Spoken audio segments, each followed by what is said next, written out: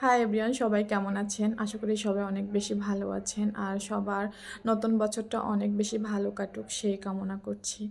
তো একটা video upload করেছিলাম, সেখানে আসলে 1 মিনিটের ভিডিও ছিল। 1 মিনিটও না, সম্ভবত ওখানে 36 সেকেন্ডের একটি ভিডিও ছিল।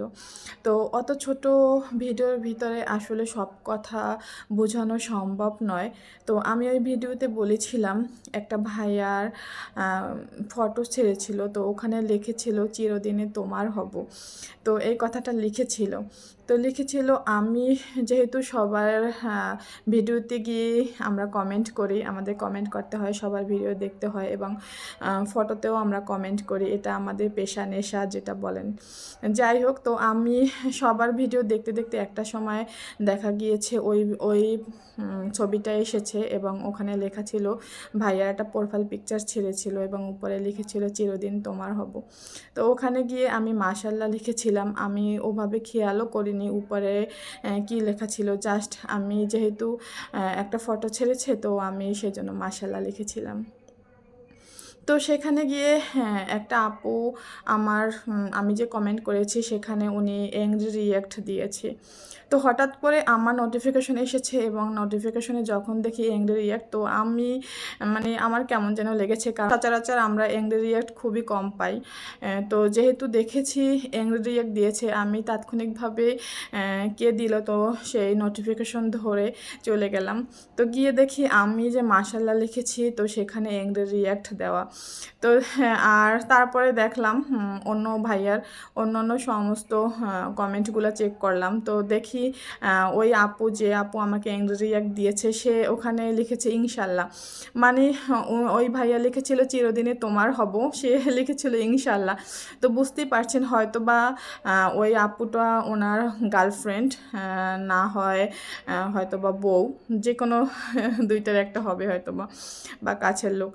তো যেহেতু আমি মেয়ে আর ওই ভাইয়ার অন্য কোনো একটা মেয়ের কমেন্ট ছিল না ওনার প্রোফাইলটায়, মানে ওনার ছবিটায় অন্য আদার্স আমি ছাড়া অন্য কোনো মেয়ের কমেন্ট ছিল না, শুধুমাত্র আমি একমাত্র মেয়ে ছিলাম যে ওনাকে কমেন্ট করেছিলাম। তো ওই আপুর রিয়াক্ট দেখে আমি পরবর্তীতে খুবই হেসেছি, কারণ এখন যেহেতু সংসার লাইফে এসেছি, এপিএম ভালোবাসা এগুলো হচ্ছে আমার কাছে খুবই হাস্যকর লাগে এবং মানে কি বলবো, অবশ্য ওই সময়টা পার হয়ে করে এসেছি, তো কিন্তু এখন খুবই হাস্যকর লাগে, কিন্তু ওনার ওটা ইমোশন। আমি আসলে কিছু মনে করিনি, সে আমাকে ওই রিয়াক্টটা দিয়েছে তাতে, কিন্তু পরবর্তীতে আমি খুবই হেসেছি যে এরকমের তো আসলে একটা বয়সের সময় মানুষ এরকম পাগলামি করে যে যেহেতু ওনার কাছের লোক উনি, তো সেজন্য দেখেছে যে এটা একটা ঈর্ষা বা ভালোবাসা ওই ভাইয়ের প্রতি ওই আপুর, সেই জন্য একটা মেয়ে যখন কমেন্ট করেছে সে ওটা বিচার করেনি যে এই আপুটা কী কমেন্ট করেছে, তো তার আসলে অন্য মেয়ে যেই কমেন্ট করেছে তো সেটা দেখে জেলাস হয়েছে এবং সেই জন্যই হয়তো বা সে এমন রিয়্যাক্ট দিয়েছে। আমি প্রচণ্ড পরিমাণে হেসেছি, তারপরে তো ভাবলাম আপনাদের সাথে শেয়ার করি, কারণ আমার ভালো লাগা খারাপ লাগা সব কিছুই আপনাদের সাথে শেয়ার করি।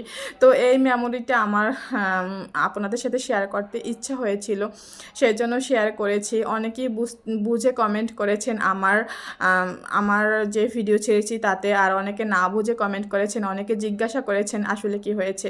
তো বড় ভিডিও আকারে না করলে বা না বললে আপনারা বুঝতে পারতেন না, এত ছোট রিলসের ভিতরে ডিটেলসভাবে বলা সম্ভব নয়।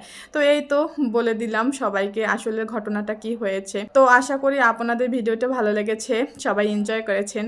তো সবাই অনেক বেশি ভালো থাকবেন, সুস্থ থাকবেন। আসসালামু আলাইকুম, টাটা, বাই বাই।